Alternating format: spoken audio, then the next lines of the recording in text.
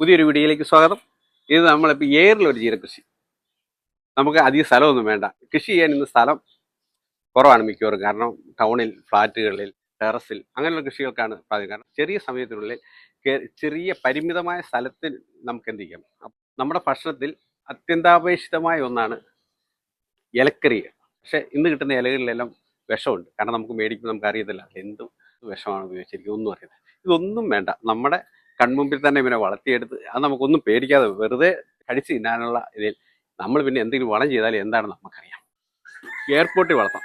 Airport കിട്ടുന്നില്ലാത്തവർക്ക് നമ്മുടെ plastic കുപ്പിയിലും അതുപോലെ തന്നെ കണ്ടെയ്നറിലൊക്കെ വളർത്താം. പക്ഷെ അതിൻ്റെ അകത്തൊരു പ്രശ്നം എന്താണെന്ന് വെച്ചാൽ അതിൻ്റെ ഈ മണ്ണ് നമ്മൾ ഇങ്ങനെ ചാടിപ്പോകും.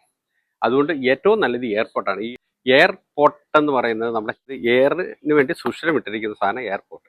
അത് 3 പാർട്ടായിട്ടാണ് നമുക്ക് കിട്ടുന്നത്. ഒന്ന് ഇതുപോലെ ഒരു ചുറ്റുമുള്ള ഒരു കവറ്, പിന്നെ അടിയിലെ ഒരു തട്ട്, പിന്നെ മൂന്നാമത് സ്ക്രൂ. ഇതെങ്ങനെ ഫിറ്റ് ചെയ്യാന്ന് പറഞ്ഞു കഴിഞ്ഞാൽ, അതായത് എനിക്കൊന്ന് ഇതൊരു 60 രൂപയുള്ളെന്ന് തോന്നുന്നു വിപണിയിൽ. ഇത് 60 രൂപ. കാരണം ലിറ്റർ കണക്കിനാണ് ഇതിൻ്റെ വില എടുക്കുക. ഇങ്ങനെ ഇതിൻ്റെ ഈ സുഷിരം പുറത്തേക്ക് വരാൻ രീതിയിൽ ഇങ്ങനെ വരുന്ന രീതിയിൽ വേണം ഫിറ്റ് ചെയ്യാനായിട്ട്. അതുപോലെ തന്നെ ഇവിടെ കൂടുതൽ സുഷിരം കുറഞ്ഞ ഒരു ഏരിയ ഉണ്ട് ഇവിടെ, അത് താഴെ വരണം. ഈ ഇതിൻ്റെ താഴത്തെ തട്ട് ഇങ്ങനെ താഴോട്ട് വരണം. ഇങ്ങനെ ഫിറ്റ് ചെയ്യുക, ഇങ്ങനെ വളച്ചു വെക്കുക. വളച്ചിങ്ങനെ വന്നതിന് ശേഷം നമുക്ക് സ്ക്രൂ ഉണ്ട്. ഈ സ്ക്രൂ ഇവിടെ ഫിക്സ് ചെയ്യാം. ഈ 2 സ്ക്രൂടെ ഫിറ്റ് ചെയ്യുമ്പോൾ ഇങ്ങനെ ഒരു ചട്ടിയായി. ഇതാണ് പോട്ട്, എയർപോർട്ട്. ചാണകം പൊടി, എല്ലുപൊടി, മണ്ണ്, ചകിരിച്ചോറ്, പിന്നെ നിങ്ങൾക്ക് അവൈലബിളായി എന്തെങ്കിലും ചെറിയ വളങ്ങളുണ്ടെങ്കിൽ അത് നമ്മുടെ കമ്പോസ്റ്റ് അതൊക്കെ മിക്സ് ചെയ്യുക. മിക്സ് ചെയ്ത് നമ്മൾ ഈ എയർപോർട്ടിലേക്ക് ഇട്ട് കൊടുക്കുക.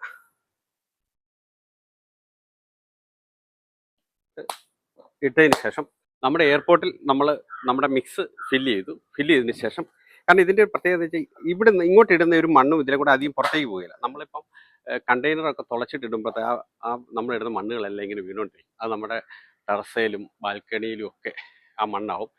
എന്നിട്ട് ഇതുകൊണ്ട് ഇവിടെ ഈ സുഷിരത്തിൽ ചെറിയ കമ്പൗണ്ട് ഇങ്ങനെ താഴോട്ട്, അത് നമ്മൾ തുളയ്ക്കുമ്പോൾ താഴോട്ട് ഇങ്ങനെ കുത്തുക. അപ്പോൾ നമ്മുടെ ചീരയുടെ തൈ, ഇതാ ചീര തൈ ഉണ്ടോ, തൈ ഇങ്ങനെ വെക്കുക. ഇതെടുക്കുക, ഇതുണ്ടോ, അത് അടുപ്പിച്ച് വേണേൽ വെക്കാം. നമ്മുടെ ഇഷ്ടത്തിനനുസരിച്ചിട്ട് സ്പേസ് വേണം നമുക്ക് ചെയ്യാം. ഇതുണ്ടോ. എന്നിട്ട് നമ്മളിത് വെള്ളം ഒഴിച്ചു കൊടുക്കുക. ഇപ്പോൾ നമ്മൾ സ്റ്റൂളെ വെച്ചാണ് ചെയ്യണത്, ഇങ്ങനെ സ്റ്റൂളെ വെക്കുക. അല്ലാത്തവർ ഇവിടെ ഒരു വള്ളി കെട്ടി ഇതുപോലെ തൂക്കിയിടാം. പിന്നെ എന്തെങ്കിലും ചാണകവെള്ളമൊക്കെ ഒഴിച്ചു കൊടുക്കുകയാണെങ്കിൽ മുകളിൽ ഒഴിച്ചു കൊടുക്കുക. അതുപോലെ വളർന്നു വരും. 1 മാസത്തിനുള്ളിൽ നമുക്ക് ചീര വിളവെടുക്കാം. ഇനി നമ്മളിപ്പം ഇത് നമുക്ക് വിളവെടുക്കാറായ ചീരയാണ്. ഇത് നമ്മൾ ഇത് വിളവെടുത്ത് കാണിക്കാം. എന്നിട്ട് ഇത് കട്ട് ചെയ്തെടുത്തു.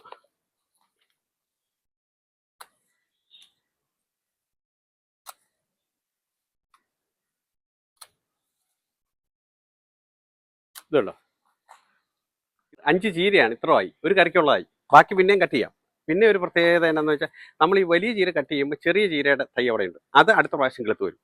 അതോടൊപ്പം തന്നെ അതും കട്ട് ചെയ്യാറാകുമ്പോഴത്തേക്ക് നമ്മൾ ഈ കട്ട് ചെയ്ത ചീരയുടെ സൈഡ് കൂട്ടും. ഇത് കണ്ടിന്യൂസ് ആയിട്ട് നമുക്ക് കുറേ കാലം നമുക്ക് ചീര കറി വെക്കാൻ പറ്റും. അങ്ങനെ നമ്മൾ അഭിമുഖീകരിക്കുന്ന വിഷമുള്ള ചീര നമുക്ക് വിഷമില്ലാത്തതായിട്ട് നമ്മുടെ ഗാർഡനിൽ നമുക്ക് എടുക്കാം. ഇതിൻ്റെ വേറൊരു പ്രത്യേകത എന്ന് വെച്ചാൽ, ഇത് നമ്മൾ ഗാർഡനിങ് ഹാങ്ങിങ് പ്ലാന്റ് ആയിട്ട് തൂക്കിയിടുക. നല്ല രസമല്ലേ. അത് കഴിയുമ്പോൾ നമുക്ക് അതിൻ്റെ വിളവെടുത്ത് നമുക്ക് വീട്ടിൽ അടുക്കളയിൽ കറി വെക്കാം. ഇനി എന്തെങ്കിലും സംശയമുള്ളവർ എന്നെ വിളിച്ചു ചോദിക്കാം, കമൻറ്റ് ചെയ്യാം.